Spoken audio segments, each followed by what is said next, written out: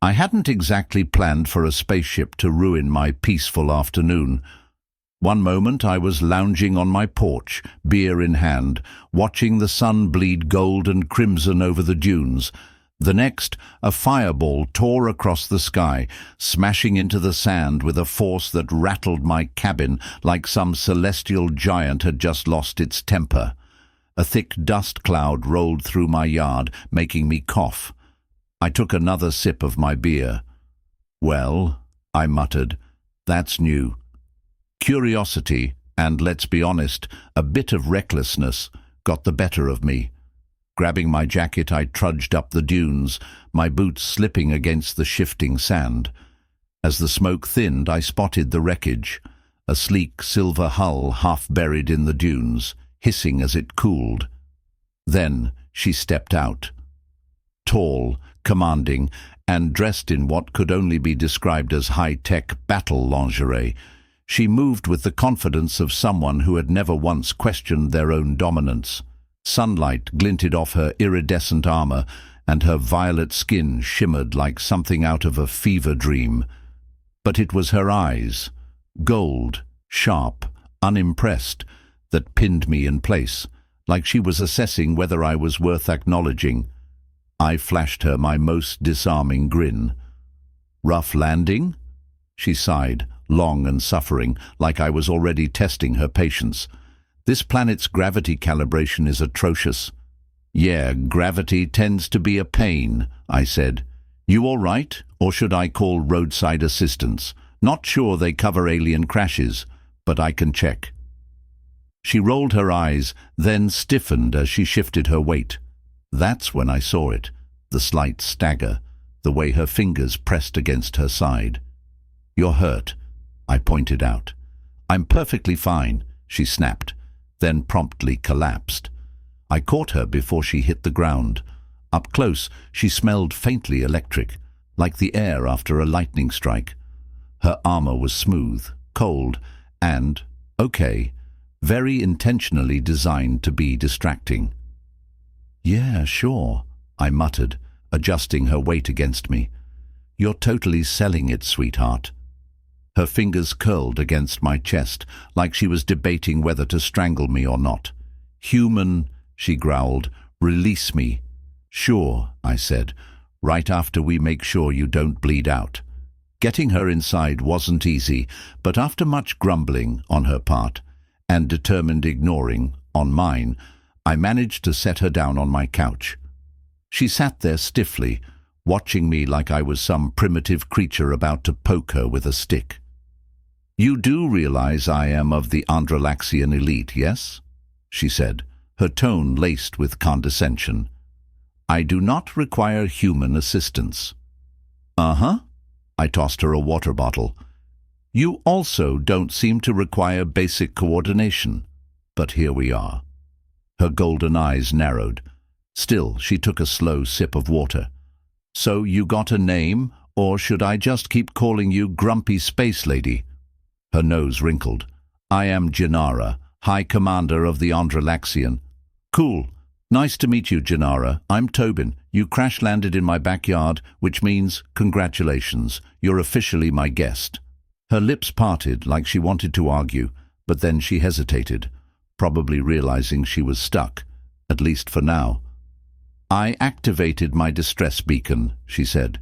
"It may take several of your planet's rotations for my people to arrive. Guess that means you're stuck with me for a while." I grinned. "Try to contain your excitement." Jainara exhaled sharply, pinching the bridge of her nose. Then, as if suddenly remembering who she was, she straightened and fixed me with a glare that could probably incinerate steel. "Listen, human. I have no interest in mingling with your kind, and for the record, no human male could ever satisfy an Andrelaxian woman." I blinked. "That's a weirdly specific thing to mention in casual conversation." She folded her arms. "Your species is physically inferior. You lack the strength, stamina, and capability required to satisfy an Andrelaxian. Now see, if she'd just stopped at calling me weak, I might have let it go. But questioning my skills? Oh, now she'd made it personal. I leaned in, smirking. Sweetheart, I could satisfy you any time, anywhere. Just say the word, and I'll show you exactly what humans are capable of. Janara scoffed, but something flickered across her expression. Surprise, maybe, or interest. You think quite highly of yourself, she said. Comes with the territory. I winked. She exhaled sharply.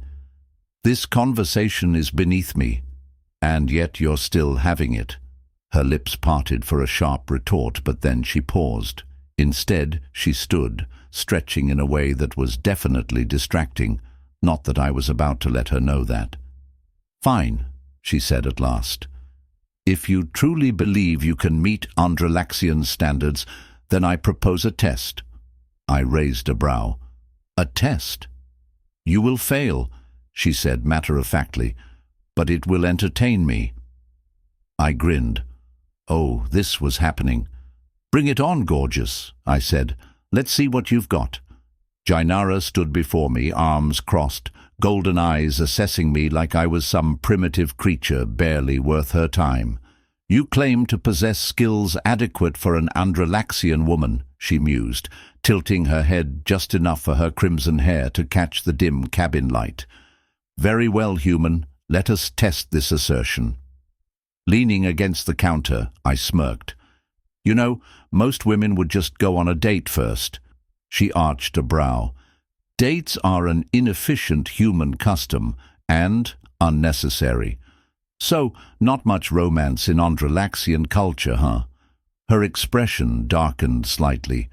We do not waste time with such trivialities. I chuckled, pushing off the counter. All right then, Commander. What's this big test? Jinara stepped forward, radiating confidence. Strength, endurance, and reflexes are the core of our compatibility measures. We begin with a simple trial, grappling combat. You must attempt to best me in hand-to-hand engagement. I blinked. You want me to wrestle you? It is a proven method of assessment, she said coolly. It will determine if you are worthy. Fantastic, I muttered. I always hoped my love life would include being body-slammed by a 6-foot-tall alien warrior. Janara merely smirked. Prepare yourself, human. I barely had a second to react before she lunged. One moment, she was standing there like some celestial warrior queen. The next, she was a blur of speed and power. I dodged, just barely, as she swiped at my legs, aiming to take me down. Whoa, sweetheart. At least buy me a drink first. She didn't laugh. She just kept moving. I sidestepped another strike, ducking as she spun in a fluid motion that would have knocked me senseless if it connected. Humph. Accept your defeat, she said, her golden eyes flashing. It is inevitable. I grinned, adrenaline kicking in. Not yet, gorgeous. I wasn't stupid enough to think I could overpower her. She was an elite warrior. Her speed and strength were on another level, but she also seemed to think she'd win easily, and that gave me an opening. Using her own momentum, I twisted at just the right moment, catching her at the waist and... thud. Janara landed hard on my couch, sprawled beneath me. My hands braced on either side of her, my body pressing against hers. For the first time, she looked stunned. You were saying? I smirked. Her golden eyes narrowed. You are more capable than expected. That's one way to say impressed, sweetheart. She scowled. Do not overestimate yourself, human. But she didn't push me off, and she definitely noticed the way our bodies were pressed together. Jinara wasn't the type to accept defeat, because the next round, she came at me twice as hard. This time, I wasn't fast enough. A grunt escaped me as she spun, flipping me effortlessly onto my back. My head hit the couch cushion, and suddenly the roles were reversed. Jinara hovered over me, smug satisfaction written all over her perfect features. Victory, she murmured. I swallowed, because, yeah, this wasn't exactly a bad place to be. You sure about that? I asked, looking up at her. Because from where I'm lying, I'd say we both win. Something flickered in her expression. For a brief moment, her unwavering confidence wavered. Her golden eyes dropped to my mouth, and her breathing hitched just slightly. "Human trickery," she accused, but her voice was softer now. I lifted a hand, brushing a stray red strand from her cheek. "Come on, Jainara, you felt that." My fingers traced along her jaw, and her lips parted slightly. Her hands, once gripping my shoulders with intent, tightened, but not as a challenge. More like she couldn't decide whether to shove me away or pull me closer. "You are infuriating," she muttered. "You like it," I shot back. And then she kissed me. Or maybe I kissed her. Either way, it wasn't soft. It was intense, fierce, like two people who weren't supposed to want each other but absolutely did. Her lips were soft but demanding, and when her fingers curled into my hair, a growl rumbled in her throat. That sound sent a shiver straight through me. I flipped her back over, pressing her into the cushions. She let me. For a few heated moments the fight was forgotten.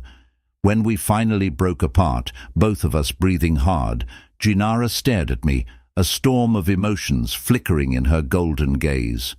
"This is unexpected," she admitted.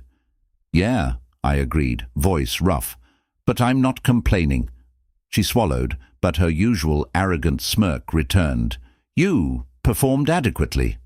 I laughed. "Sweetheart, that was not adequate. That was me proving you wrong."